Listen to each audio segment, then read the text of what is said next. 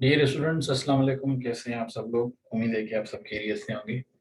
तो फिज़िक्स के सीरीज़ में आपको एक दफ़ा फिर से खुशामदीद करेंगे। और आज का जो हमारा सेशन है, इस सेशन में हम चैप्टर 1 में जो ब्रांचेज़ हैं फिज़िक्स की, उनको हम कवर करेंगे। इससे पहले हम फिज़िक्स की डेफिनेशन और उसमें जो डिफरेंट जो पीरियड्स हैं, वो हम डिस्कस कर चुके हैं। वो सेशन भी आपको यहाँ पे फिज़िक्स की प्लेलिस्ट में मिल जाएगा। अगर आपने उसे मिस किया है तो आप उसे ज़रूर देखें। साथ में बायोलॉजी की आप प्लेलिस्ट में जाएँ तो आपको वहाँ पे बायो के ऊपर डिफरेंट सेशंस मिलेंगे, और इसी तरह केमिस्ट्री के प्लेलिस्ट में आपको केमिस्ट्री के भी यूज़फुल सेशंस मिलेंगे। तो आपने अगर वो भी पढ़ने हैं तो वो आप उस प्लेलिस्ट में जाके ज़रूर देख सकते हैं। और साथ ही आपसे एक छोटी-सी रिक्वेस्ट है कि इस चैनल को ज़रूर सब्सक्राइब कर लीजिएगा अगर आप इस चैनल पे नए हैं, और अपने फ्रेंड्स के साथ जो है इस चैनल को ज़रूर शेयर करें। अपने कीमती कमेंट से हमें ज़रूर आगाह रखें। तो चलिए शुरू करते हैं हमारा आज का सेशन। और इस सेशन में हम जो यानी ब्रांचेस ऑफ फिजिक्स हैं चैप्टर 1 की, वो हम तफसील से देख लेते हैं। तो सबसे पहले जो है ये आपको बताता चलूं कि हमने यहाँ पे जो है वो अल्फ़ाबेटिकल आर्डर में जो ब्रांचेस हैं फिजिक्स की, उस तरह से हमने कवर किया हुआ है। तो इसमें आपने परेशान होने की ज़रूरत नहीं है कि बुक में आपकी जो ब्रांचेस लिखी हुई हैं वो और ये आगे पीछे हों, ऐसा कोई नहीं है। ये सिर्फ आपको अल्फ़ाबेटिकल आर्डर में, ताकि अल्फ़ाबेटिकल आर्डर में आपको सही से याद रहती हैं। तो सबसे पहले हम यहाँ पे एक्यूस्टिक्स जो है फिजिक्स की ब्रांच, वो देख लेते हैं। एक्यूस्टिक्स जो है वो बुनियादी तौर पे साउंड से ये रिलेट करती है। और साउंड जो है वो मुख्तलिफ यानी सूरतें होती हैं साउंड की। सबसे पहले कि साउंड जो है वो यानी गैसेस में उसकी रफ्तार कम होती है, फिर लिक्विड में जो है उसकी गैसेस से रफ्तार ज़्यादा होती है, और सॉलिड्स में सबसे ज़्यादा होती है। साथ में साउंड जो है वो यानी वेव्स में ट्रेवल करता है, वाइब्रेशंस हो रही होती हैं, या वेव्स जो हैं वो लहरें बन रही होती हैं। और इसी तरह से अल्ट्रासाउंड एंड इंफ्रासाउंड, यानी साउंड जो है एक खास किस्म की कैपेसिटी है रेंज की, जो इंसान सुनता है। यानी हम 20 हर्ट्ज से 20,000 हर्ट्ज तक जो है अगर फ्रीक्वेंसी हो तो वो हम सुनते हैं। और 20 से कम, इसी तरह से 20,000 से ज़्यादा अगर साउंड की फ्रीक्वेंसी हो तो हम वो नहीं सुनते। तो ये एक मुख्तलिफ किस्म की जो है वो वेरिएशन है या प्रोपेगेशन है साउंड की, जिसको अल्ट्रासाउंड एंड इंफ्रासाउंड कहा जाता है। तो अक्यूस्टिक्स जो है वो इन सब चीज़ों को कवर करती है। तो जो फिजिक्स के साइंटिस्ट होते हैं जो यानी अक्यूस्टिक्स में काम करते हैं, जिन्हें अक्यूस्टिशियन भी कहा जाता है, वो बुनियादी तौर पे कुछ खास किस्म की टेक्नोलॉजी जो है वो डेवलप कर रहे होते हैं। और इसी तरह से अक्यूस्टिक्स की जो ब्रांच है फिजिक्स की, ये मुख्तलिफ किस्म की इंडस्ट्रीज में जो है वो यूज़ की जाती है। मसलन ओशनोग्राफी है, जो यानी ओशंस हैं, समंदर, उनमें जो अंडर वाटर साउंड होता है। इसी तरह से इलेक्ट्रिकल और केमिकल जो पर्पसेस हैं उसमें इस्तेमाल किया जाता है। मैकेनिकल पर्पसेस में यानी हैवी मशीनरी वगैरह। और इसी तरह से आर्किटेक्चरल जो है, और विजुअल आर्ट्स में, म्यूज़िक में। और इसी तरह से इस साउंड जो है उसका आप देखते हैं कि जो अर्थ साइंसेस हैं या जो एटमॉस्फेयर की साइंसेस हैं, या आप देख रहे हैं दौर जदीद में जो यानी मॉडर्न जेट्स हैं, बड़ी यानी सुपरसोनिक जो जेट्स चलते हैं। तो लाइफ साइंसेस से लेके, आर्ट से लेके, इंजीनियरिंग से लेके अर्थ साइंसेस में जहाँ जहाँ पे भी जो साउंड की इन्वॉल्वमेंट है, उस स्टडी को जो है एक्यूस्टिक्स कहा जाता है फिजिक्स में। इसके बाद है एस्ट्रोफिजिक्स। तो एस्ट्रो वर्ड जो है वो आप यानी एस्ट्रोनॉमी, उससे ही ये ऑब्वियसली जो है वो जुड़ा हुआ है। तो एस्ट्रोफिजिक्स यानी ये ब्रांच है फिजिक्स की जिसमें आम तौर पे जो यानी ऑब्जेक्ट्स हैं, हेवनली ऑब्जेक्ट्स जो हैं, या जो एस्ट्रोनॉमिकल ऑब्जेक्ट्स हैं, या जो आपको आसमान में तारे और आपको मुख्तलिफ किस्म के गिरह, और इसी तरह से आपको सेटेलाइट्स नज़र आते हैं, नेचुरल सेटेलाइट्स, मून, इसी तरह से एस्ट्रॉयड्स हैं, कॉमेट्स हैं, मेटियोर्स हैं। तो ये मुख्तलिफ चीज़ें हैं। और एस्ट्रोफिजिक्स में जो है इन चीज़ों के बारे में जानकारी जो है वो हासिल की जाती है। और साथ में जो कॉस्मिक माइक्रोवेव्स होती हैं उनको भी देखा जाता है। और इसी तरह से जो ये प्लैनेट्स हैं और साथ में जो ये स्टार्स हैं, उनकी यानी लुमिनोसिटी की, उनकी रोशनी कितनी है, डेंसिटी के वो कितने जो है वो यानी घने हैं या गहरे हैं। साथ में टेम्परेचर उनका देखा जाता है, और वो केमिकल कंपोजिशन। तो ये सारी चीज़ें जो हैं ये एस्ट्रोफिजिक्स में, यानी एस्ट्रोफिजिक्स में जिस तरह से आपको अगर थोड़ा याद करें तो आपको पता होना चाहिए कि स्पेस में मुख्तलिफ चीज़ें जारी होती हैं स्पेस स्टडी के लिए। ये मुख्तलिफ सेटेलाइट्स जाते हैं, रॉकेट्स जा रहे होते हैं, रेडार काम कर रहे होते हैं, वेदर कंडीशन हम फोरकास्ट करते हैं, इंटरनेट सिग्नलिंग जो काम कर रही है। तो ये सारा जो है ये एस्ट्रोफिजिक्स के डोमेन में आ जाता है। इसी तरह से तीसरी ब्रांच जो है फिजिक्स की ये एटॉमिक फिजिक्स है, और एटम जो है वो यानी उससे रिलेटेड है। और हमें पता है कि एटम जो है वो सब एटॉमिक पार्टिकल्स का बना होता है, यानी एटम के अंदर जो है वो इलेक्ट्रॉन्स होते हैं, प्रोटॉन्स होते हैं, और इसी तरह से इसमें न्यूट्रॉन्स होते हैं। तो एटम के अंदर मुख्तलिफ किस्म की चीज़ें जो हैं वो हो रही होती हैं, यानी उसमें एक क्वांटम कंट्रोल है, उसकी कूलिंग है, उसकी ट्रिपिंग है, या एटम जो है वो बुनियादी तौर पे जब टेम्परेचर वेरी करता है तो उसमें उसकी कुछ खास कंडीशंस जो है वो चेंज होती हैं, यानी एटम आयंस बन जाते हैं समटाइम्स, यानी वो पॉजिटिवली चार्ज हो जाते हैं ज़्यादा, या नेगेटिवली चार्ज हो जाते हैं, या उनमें एक तरह की कोलिजन होती है, यानी वो आपस में टकराते हैं, उसके बाद फिर उनका एक दूसरे के ऊपर क्या इफेक्ट होता है।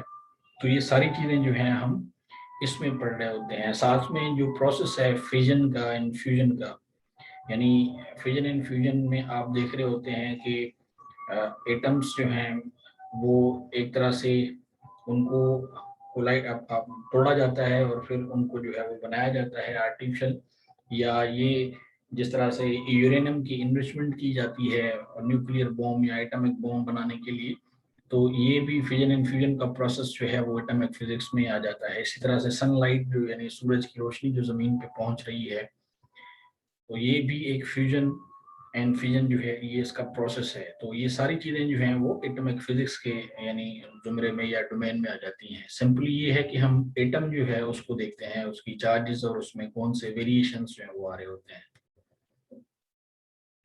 इसके बाद जो नेक्स्ट ब्रांच है वो है बायोफिजिक्स, और बायो तो आपको पता है ये यानी साइंस से रिलेटेड है, और इसमें ऑब्वियसली यानी बायोलॉजिकल पर्सपेक्टिव से मुराद ये है कि हम ये देख रहे होते हैं with the help of biophysics के जो मेडिसिन में या मेडिकल की फील्ड में या बायोलॉजी की फील्ड में जो मुख्तलिफ किस्म की ट्रीटमेंट्स हैं, या जो एक किस्म की डायग्नोसिस होती है यानी तशखीस होती है कि इंसान को कौन सी डिजीज हो रही हैं, क्या उसमें चीज़ें जो है वो डेवलप हो रही हैं, और हमारे जो मुख्तलिफ जो सिस्टम्स हैं इनसाइड द बॉडी वो किस तरह से काम कर रहे हैं, उनमें क्या चीज़ें हो रही हैं, जो एक किस्म की मालिक्यूलर कंपोजिशन है, या हमारा जो एक मेटाबॉलिक सिस्टम है उसमें कुछ खास किस्म की चेंजेस जो है वो आती हैं।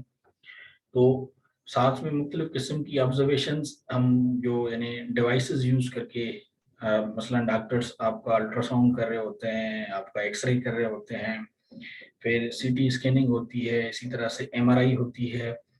तो ये मुख्तलिफ किस्म की डिवाइसेस जो हैं वो भी, हत्ता कि जिस डिवाइस से डॉक्टर आपका टेम्परेचर जो है वो चेक कर रहे होते हैं, वो भी एक तरह से यानी फिजिक्स के ही यानी इन्वेंशन में आ जाता है। और ये सारा जो है ये बायोफिजिक्स से रिलेटेड है। तो बायोलॉजी में जितनी डेवलपमेंट है, बायोमेकेनिक्स में, बायो इंजीनियरिंग में, या कंप्यूटेशनल एक तरह की बायोलॉजी है, नैनो टेक्नोलॉजी है, साथ में मुख्तलिफ किस्म की जो ड्रग्स हैं जो कि लेबोरेटरीज में बनाई जाती हैं, उनमें भी एक खासा इस्तेमाल जो है वो बायोफिजिक्स का जो है वो किया जाता है। तो ये बुनियादी तौर पे यानी एक बायोलॉजिकल ऑर्गेनाइजेशन है जो कि मालिक्यूल से लेके आर्गन से लेके पॉपुलेशन तक जो है वो जुड़ी हुई होती है। इसके बाद है फिर क्लासिकल मैकेनिक्स, ये एक बड़ी अहम ब्रांच है, वो कि ये यानी जो है वो ओल्ड ब्रांचेस ऑफ फिजिक्स जो है उनमें से एक है। तो इसमें जो बुनियादी तौर पे जो यानी न्यूटोनियन मैकेनिक्स है, जो यानी आइजैक न्यूटन ने जो यानी लॉज जो डेवलप किए उन्होंने फिजिक्स में, बड़े मशहूर law, first law of motion and second law of motion, इसी तरह से जो थर्ड लॉ ऑफ मोशन था जिन्हें न्यूटोनियन लॉज भी कहा जाता है। तो बुनियादी तौर पे यहाँ पे जो यानी पार्टिकल्स में मोशन जो है उसको अंडरस्टैंड किया जाता है या इस ब्रांच के थ्रू। और इस क्लासिकल मैकेनिक्स एक बहुत वसी ब्रांच है जिसमें स्टैटिक्स आ जाती हैं, डायनेमिक्स, और इसी तरह से काइनेमेटिक्स, यानी हम मोशन जो है उसको देख रहे होते हैं without the reference of force and with the reference of force. यानी हम मोशन को कभी देखेंगे कि मोशन एक ऑब्जेक्ट में जनरेट हो रहा है तो क्या कोई बाहर से कोई चीज़ है जो उसमें वो मोशन क्रिएट कर रही है, या हम उसको इग्नोर कर लेते हैं। तो ये काइनेमेटिक्स एंड जो डायनेमिक्स हैं ये बुनियादी तौर पे मैकेनिक्स से ही ड्राइव होती हैं। इसी तरह से स्टैटिक्स भी है। तो ये बड़ी एक यानी बेसिक ब्रांच है और इसमें ही वेलोसिटी और एक्सेलरेशन और इसमें स्पीड और इसमें डिस्टेंस और डिस्प्लेसमेंट यानी ये बेसिक्स जो हैं ये इसी में आ रहे होते हैं। एक्शन का रिएक्शन इसमें और इसी में यानी फोर्स है और इस तरह से इसी में यानी वेट। तो ये बेसिक चीजें जो हैं मास हम सब इसी में ही पढ़े होते हैं यानी क्लासिकल मैकेनिक्स में। और इसकी जिस तरह मैंने आपको पहले बताया कि ये सब ब्रांचेज हैं स्टैटिक्स डायनेमिक्स काइनेमेटिक्स ये सारी यानी इसमें आ जाती हैं मैकेनिक्स में ही। तो आपने कंफ्यूज नहीं होना कि डायनेमिक्स कोई अलग चीज है काइनेमेटिक्स कोई अलग चीज है। ये बुनियादी तौर पे मैकेनिक्स की ही सब ब्रांचेस हैं। इसी तरह से इलेक्ट्रोमैग्नेटिज्म। तो इलेक्ट्रोमैग्नेटिज्म बुनियादी तौर पे इलेक्ट्रिसिटी ही है यानी इलेक्ट्रिसिटी की कोई अलग से जो है वो बुनियादी तौर पे फील्ड नहीं है। तो बुनियादी तौर पे होता ये है कि हम इलेक्ट्रिसिटी जो है वो बुनियादी तौर पे कहते हैं जब यानी फ्लो ऑफ करंट हो। करंट यानी जो चार्ज है बुनियादी तौर पे यानी हम सिंपली अगर इसको कहें तो ये प्रोटॉन्स और इसी तरह से हम जो इलेक्ट्रॉन्स हैं उनकी बात करते हैं। प्रोटॉन्स को पॉजिटिव चार्ज होती है इलेक्ट्रॉन्स को नेगेटिव चार्ज होती है। तो यही चार्ज है जब ये मूव करती है एक मीडियम में चलती है मिसाल के तौर पे एक वायर में वो चल रही है तो जो फ्लो ऑफ इलेक्ट्रिक करंट है उसको हम चार्ज कहते हैं और इससे ही इलेक्ट्रिसिटी जो है वो प्रोड्यूस होती है। तो यहाँ पे ये एक मॉडल है सिंपल इलेक्ट्रोमैग्नेट आप ये देख रहे हैं। यहाँ पे एक कील है ठीक है ये आयरन नेल है लोहे का कील है और इसके ऊपर एक कॉपर वायर जो है वो आप देख रहे हैं कि कॉइलिंग की गई है। तो ये एक यानी कॉइल्ड वायर है और फिर आप देख रहे हैं कि ये वायर एक बैटरी के साथ जो है वो जुड़ी हुई है अटैच है पॉजिटिव एंड पे भी और इसी तरह से नेगेटिव एंड पे भी।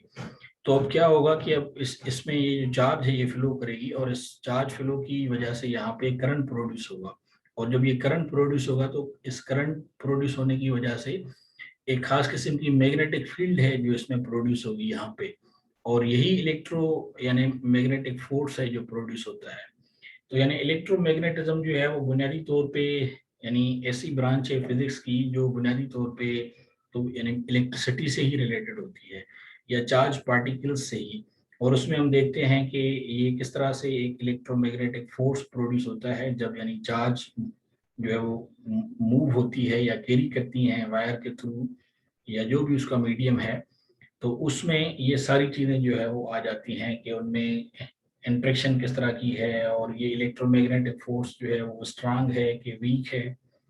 तो ये यानी एक बुनियादी तौर पे जो है वो इलेक्ट्रोमैग्नेटिज्म की ब्रांच है जो ब्रॉडली अगर हम इसकी बात करें तो ये इलेक्ट्रिसिटी से जो है वो डील करती है ज्यादातर। इसके बाद फिर नेक्स्ट ब्रांच है फिजिक्स की ये न्यूक्लियर है न्यूक्लियर फिजिक्स। तो ये मॉडर्न फिजिक्स की ब्रांचों में से एक है न्यूक्लियर फिजिक्स और इसमें हम देखते हैं जो आमतौर पे आप देखते हैं कि न्यूक्लियर पावर प्लांट्स हैं जिनसे बिजली बनाई जाती है। और न्यूक्लियर पावर प्लांट्स हैं वहाँ पे यूरेनियम की इन्वेस्टमेंट की जाती है। और साथ में हम देखते हैं कि यानी मुख्तलिफ जो हैं वो न्यूक्लियर एक तरह की मेडिसिन यानी रेडियोथेरापी वगैरह आपने सुना होगा जहाँ पे आमतौर पे कैंसर के जो मरीज हैं उनकी लेजर थेरापी वगैरह की जाती है। तो ये न्यूक्लियर फिजिक्स है। और ना सिर्फ ये बल्कि ये काफ़ी वसी फील्ड है और इसको इंजीनियरिंग में और इसी तरह से यानी मुख्तलिफ और चीज़ें हैं डिफेंस में या जो न्यूक्लियर वारेट्स हैं या जो वेपन्स हैं जदीद किस्म के यानी मिसाइल्स वगैरह क्रूज मिसाइल बैलिस्टिक मिसाइल्स या इवन ये न्यूक्लियर वेपन्स जो हैं जिसमें एटॉमिक बॉम्ब न्यूक्लियर बॉम्ब वगैरह हैं। तो ये उनकी बनाना और फिर साथ में रेडियो कार्बन जो है वो इस्तेमाल किया जाता है जियोलॉजी में स्टडी की जाती है यानी जो अर्थ की। और आर्कियोलॉजिकल एक्सपर्ट्स जो हैं आसार कदीमा के माहिर जो लोग हैं वो यूज़ करते हैं न्यूक्लियर फिजिक्स के उनको पता हो कि ये जो चीज़ उन्हें मिली है वो कितनी पुरानी है कितनी कदीम है। तो वो रेडियो कार्बन के थ्रू जो है वो ये मालूम करने की कोशिश करते हैं कि फलां चीज़ जो है वो कब कितनी पुरानी है। मिसाल के तौर पे आपने कभी सुना होगा कि मुख्तलिफ किस्म के डायनासोर के स्केलेटन और चीज़ें उनको मिल जाती हैं और वो कहते हैं कि ये 4000 साल पुरानी है, ये 5000 साल पुरानी है। तो वो जो अंदाज़ा लगा रहे होते हैं आर्कियोलॉजिस्ट, वो रेडियो कार्बन जो है वो यानी यूज़ करते हैं। तो एक तरह से ये न्यूक्लियर फिजिक्स जो है वो यूज़ करते हैं बुनियादी तौर पे। तो न्यूक्लियर फिजिक्स पावर जनरेशन से लेके, टेक्नोलॉजी से लेके, रिसर्च से लेके, मेडिसिन की फील्ड में और इसी तरह से इंजीनियरिंग की फील्ड में इसका एक काफ़ी या एक बहुत बड़ा वसी पैमाने पे जो है वो यूज़ किया जाता है दौर जदीद में। इसी तरह से ऑप्टिक्स है, ऑप्टिकल फिजिक्स। तो आपको जिस तरह हमने फिजिक्स की डेफिनेशन में ऑप्टिक्स के ऊपर काफ़ी जो है वो डिस्कशन की और इब्न हेशम को भी हमने जो है उसमें खासा जो है वो डिफाइन किया। तो आपको उसमें से आइडिया हो गया होगा कि ऑप्टिक्स जो है वो लाइट से, और ये जो यानी ग्लासेस हैं यानी मुख्तलिफ किस्म के ऑप्टिकल जितनी भी चीज़ें हैं जो ग्लास से बनती हैं, जिनमें लाइट जो है वो रिफ्लेक्ट कर सकती है या लाइट जो है वो रिफ्लेक्ट कर सकती है या लाइट जो है वो एक तरह से डिफ्रेक्ट कर सकती है या इंटरफेयर कर सकती है। तो ये सारी चीज़ें जो हैं उसमें एक्सरेज हैं, माइक्रोवेव्स, अवन है, रेडियो वेव्स हैं, फ्रीक्वेंसी वेव्स हैं, ये सारी जो हैं ये उसी ज़ुमरे में आ जाती हैं। और इसी तरह से अल्ट्रा वायोलेट जो रेजेस हैं लाइट के, इंफ्रारेड लाइट है। और वैसे जनरल आप देख रहे होते हैं लेंसेज जो हैं, कन्वेक्स लेंस और कॉनकेव लेंस, तो यानी टेलीस्कोप। और जदीद किस्म में आप देख रहे हैं कि 2D एंड 3D आपको स्क्रीन्स या आपको लाइट एमिट डायोड जो टेलीविजन यानी एलईडीज या एलसीडीज, इस किस्म के ये जदीद जो हैं वो यानी ग्लासेस। तो बहरहाल ये ऑप्टिक्स जो है वो बुनियादी तौर पे लाइट, उसकी रिफ्लेक्शन और उसकी रिफ्लेक्शन, उसकी डिफ्लेक्शन और उसकी इंटरफेरेंस जो है उससे यानी जुड़ी हुई है। लाइट कहाँ से जो है वो बेंड करती है, रिफ्लेक्ट कहाँ पे करती है, रिफ्लेक्ट कहाँ पे करती है, ये सारी चीज़ें जो है वो ऑप्टिक्स के डोमेन में आ जाती हैं। इसके बाद है फिर पार्टिकल फिजिक्स, जिसे हाई एनर्जी फिजिक्स भी कहा जाता है। पार्टिकल फिजिक्स का क्वांटम फिजिक्स में ज़्यादातर इस्तेमाल किया जाता है और ये भी मॉडर्न फिजिक्स की जो है वो एक ब्रांच है। इसमें हम देख रहे होते हैं कि बुनियादी तौर पे जो नेचर ऑफ पार्टिकल्स है, यानी जो स्मॉलेस्ट पॉसिबल पार्टिकल्स हैं, इलेक्ट्रॉन्स, प्रोटॉन्स, न्यूट्रॉन्स, भी तो और भी पार्टिकल्स हैं जो साइंस कह रही है, पॉजिट्रॉन वगैरह हैं। और इसी तरह से आप देख रहे हैं स्मॉल पैकेट्स ऑफ एनर्जी जो है, उसमें ये चीज़ें सारी जो हैं वो आप पार्टिकल फिजिक्स को ही जो है वो डिस्कस किया जाता है। तो ये सारी चीज़ें जो हैं वो बुनियादी तौर पे एक तरह की रेडिएशन जो है मुख्तलिफ ऑब्जेक्ट्स की, और वो बहुत छोटे ऑब्जेक्ट्स जो हैं उसमें हम देखते हैं, या उनकी किस तरह से एक किस्म की प्रोपेगेशन है या वो किस तरह से बिहेव करते हैं। तो ये जो पार्टिकल्स हैं उनमें आपस में एक किस्म के किस तरह से वो आपस में एक दूसरे के साथ जुड़ते हैं, इंटरेक्शन किस तरह से है। इवन बॉन्डिंग में भी हम देख रहे होते हैं कि बॉन्डिंग किस तरह से होती है, कितनी उसको यानी फोर्स चाहिए होती है या एनर्जी चाहिए होती है। तो पार्टिकल फिजिक्स जो है वो ज़्यादातर केमिस्ट्री के साथ भी जो है वो काफ़ी मिलती जुलती है। लेकिन हम बुनियादी तौर पे इसमें हम ये देख रहे होते हैं कि जो पार्टिकल्स हैं छोटे छोटे यानी जो ज़रात हैं, वो किन ग्राउंड्स पे एक दूसरे के साथ इंटरेक्ट करते हैं और उनका बिहेवियर जो है वो किस तरह से होता है। और ना सिर्फ ये बल्कि उनको इन्वेस्टिगेट किया जाता है। और इसी तरह से जो आप रेडियो एक्टिविटी आप देख रहे होते हैं, मुख्तलिफ किस्म की जो यानी जो ताबकार शुआएँ निकलती हैं मुख्तलिफ चीज़ों से, तो ये पार्टिकल फिजिक्स के जो है वो डोमेन में जो है वो पढ़ी जाती हैं। तो फंडामेंटल पार्टिकल्स जो हैं, इसी तरह से डायनामिक्स या जिसको स्टैंडर्ड मॉडल जो है कहा जाता है, ये सारे क्वांटम फिजिक्स जो है ये पार्टिकल फिजिक्स से ही काफ़ी ज़्यादा जो है वो यानी जुड़े हुए हैं या रिलेट करते हैं। अब हम आ जाते हैं क्वांटम मैकेनिक्स फिजिक्स पे। तो ये क्योंकि यानी जदीद एक किस्म की ब्रांच है या मॉडर्न फिजिक्स की ब्रांच जो है, काफ़ी ज़्यादा फोकस अब इस पे जो है वो मॉडर्न डेज में किया जाता है। तो बुनियादी तौर पे एनर्जी जो है वो जब रिलीज होती है किसी भी चीज़ में से, मिसाल के तौर पे लाइट जो है वो एनर्जी की सूरत में जो है वो एमिट होती है।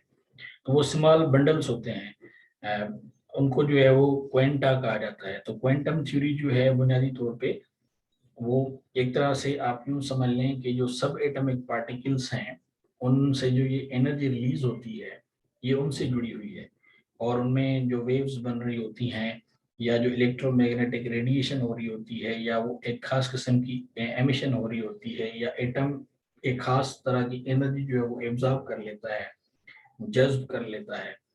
तो ये सारी चीजें उनसे जुड़ी हुई हैं, उनकी फ्रीक्वेंसीज और उनकी वेवलेंथ्स। और इसी तरह से हम देखते हैं कि एनर्जी जो है, या बिलखुसूस लाइट जो है, वो एक खास एक स्पेक्ट्रम में या खास किस्म की लाइन जो है वो बना लेती है। तो वो एसोसिएशन उसकी, और उसमें फिर हम देखते हैं कि एटम जो है उसकी रिप्रेजेंटेशन किस तरह से है, या जो एनर्जी वो रिलीज होती है जो बंडल्स में या स्मॉल पैकेट्स में, या क्वेंटा जो है। तो ये सारा कुछ जो है वो उसके इर्द गिर्द जो है वो घूम रहा होता है। ये आपको जिस तरह से नजर आ रहा है लाइन में, ये एक वेवलेंथ है और एक लाइन स्पेक्ट्रम है।